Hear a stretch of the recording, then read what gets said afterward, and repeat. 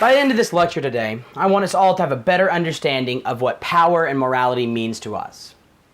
But before we dive into older works of literature, I want to start off with what Arwelt and Shong has to say about power. If I were to ask you, an audience in 2017, what power and morality means to you, you might say something like this.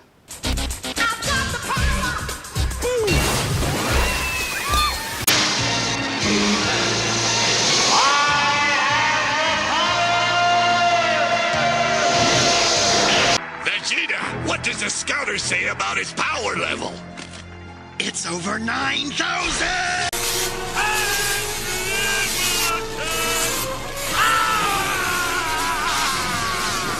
You have no power here, Gandalf the Grey. What do all men with power want? More power. Power corrupts. And absolute power corrupts absolutely. With great power comes great responsibility.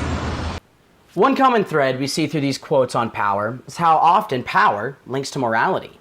This notion is one that we in the modern era take for granted, but it hasn't always been this way. Today, I want to compare two works of literature that both ask this question. Is power linked to morality? The first work I want to look at today is The Prince by Machiavelli.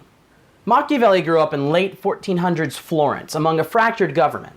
He wrote that Italy was a fractured collection of polities constantly overrun by the armies of France, Spain, and the Holy Roman Empire. Just like any man in his position, Machiavelli wanted to bring about a change. Although he was later cleared, he was still in prison and tortured by the government, who he'd previously tried to save.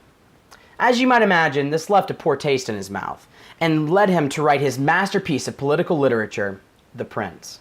Any man who tries to be good all the time is bound to come to ruin among the great number who are not good. Hence, a prince who wants to keep his authority must learn how not to be good, and use that knowledge, or refrain from using it, as necessity requires. It is morally gray statements about power that define The Prince. The Prince was written because Machiavelli believed a strong prince seemed like an appealing figure as a possible savior from foreign invasions.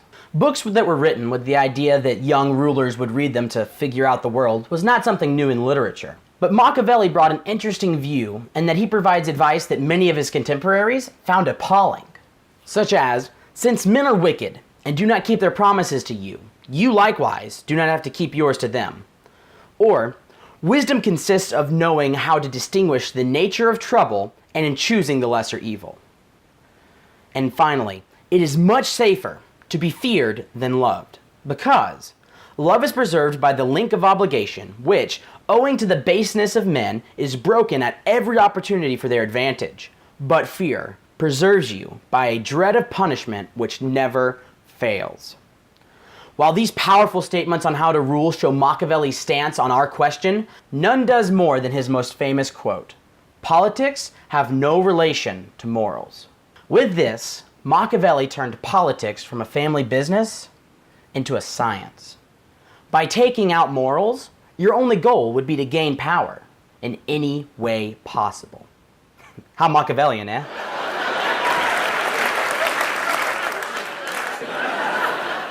But Machiavelli does contend that it is our natural human desire to dominate by any means possible. This is very interesting, considering one of his inspirations was Dante Alighieri, author of the Divine Comedy. While both authors see humans as weak and mostly bad, they disagree on how to deal with them. Dante stuck to his religious beliefs and wanted to help them, whereas Machiavelli wanted to dominate them. Thus further showing how Machiavelli believes that power and morality have no connection. Well, I mentioned that this caused quite a stir among his contemporaries. We sitting here today might have a better understanding of how beneficial his words could be. One interesting modern-day usage of this text is that it is read by the Marines. While this might seem like a weird choice at first, it begs the question, why? In my opinion, the answer is this. Marines are often tasked to do things none of us could ever imagine. Make some of the most difficult choices all in a split second while someone has a gun trained on them. The people with guns pointing at them often think very differently than themselves. To understand what someone who is willing to kill innocent civilians just to gain control of a city is thinking is no small task. To understand their Machiavellian nature gives our soldiers a decisive advantage in the heat of battle. Now that we have a better understanding of Machiavelli's stance on the relation of power and morality, let's take a jump ahead 400 years to 1800s Russia. Fyodor Dostoevsky was born in Moscow, where he went to school and joined the Russian army. He was later suspected to be part of a conspiracy to rebel against the Tsar. After an investigation found him and his partners guilty, he was sentenced to death by firing squad. While standing, awaiting the guns to fire, a courier came riding up with a stay of execution from the Tsar. While they did escape the firing squad, they did not escape punishment. They were sent to a Kartuga, a Russian labor camp in Siberia. Here they slaved away for 4 years before being freed. Dostoevsky wrote several novels after his release, including one on his time in the Kartuga.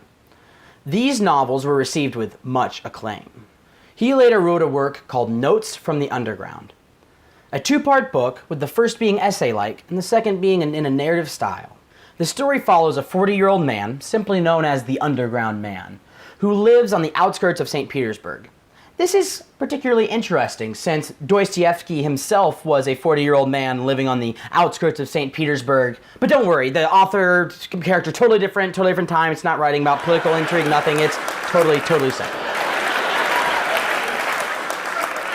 Anyway, the Underground Man starts off by telling us this. I'm a sick man. I am a spiteful man. I am a most unpleasant man. This makes it clear from the beginning that this is a real person telling us his real thoughts. But this goes deeper. Dostoevsky uses a word, spite, of a desire to hurt, annoy, or offend someone for no good reason. This may seem like a weird word to self-describe yourself with. Well, Dostoevsky has long written of spite. In his earlier work, Crime and Punishment, he tells an interesting story. A government courier, after throwing back a couple of shots of vodka, jumped into a carriage and began beating the peasant driver mercilessly. The driver, in turn, began whipping the horses. Dostoevsky retained a fascination with the natural human desire to subdue those weaker than yourself.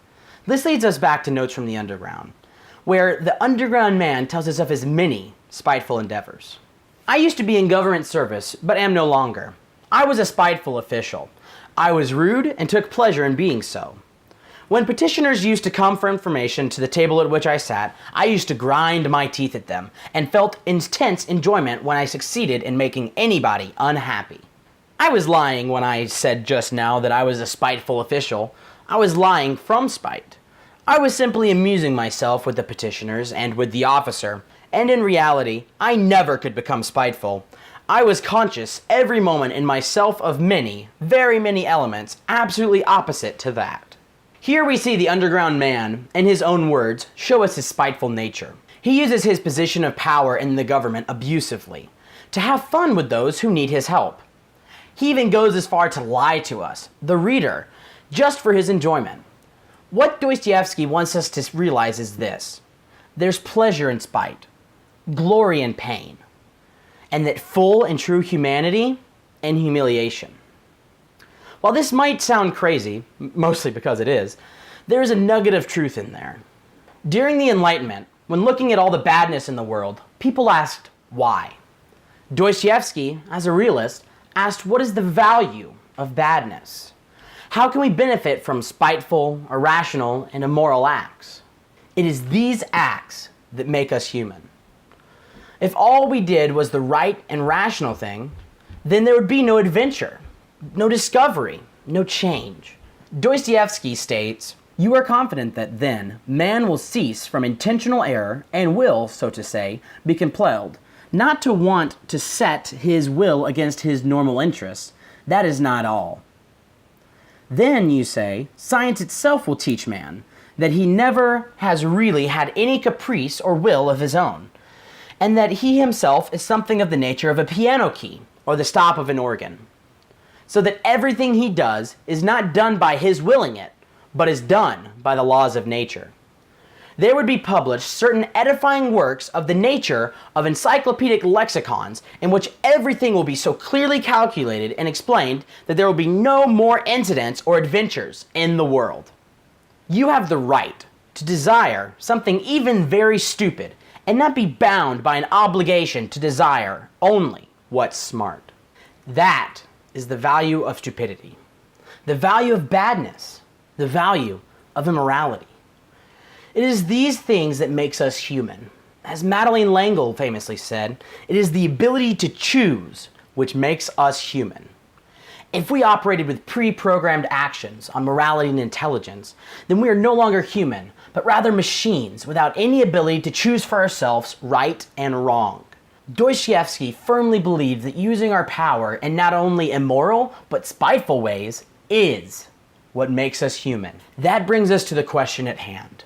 What can we learn from Machiavelli and Dostoevsky's views on the universal themes of power and morality? Power and morality are two ideas that are to be kept separate. That's the first thing we can learn. Second, Machiavelli said that morality has no place in politics or decisions of great powers. And Dostoevsky said that by using our power to perform spiteful, irrational, and immoral acts, that is what makes us human. Third, Machiavelli says that we have a natural human desire to dominate by any means possible. Dostoevsky says that humans have a natural desire to subdue those weaker than themselves. Both of our authors agree in principle, yet have different applications of the same knowledge. While Machiavelli spoke to rulers, Dostoevsky spoke to the masses. Machiavelli wrote on how to rule. Dostoevsky wrote on how to live. In closing, I want to leave you with a few quotes from each man. Since love and fear can hardly exist together, if we must choose between them, it is far safer to be feared than loved. The lion cannot protect himself from traps, and the fox cannot defend himself from wolves. One must therefore be a fox to recognize traps, and a lion to frighten the wolves. The darker the night, the brighter the stars. The deeper the grief, the closer is God. It takes something more than intelligence to act intelligently. The mystery of human existence lies not in just staying alive, but in finding something to live for. Thank you very much.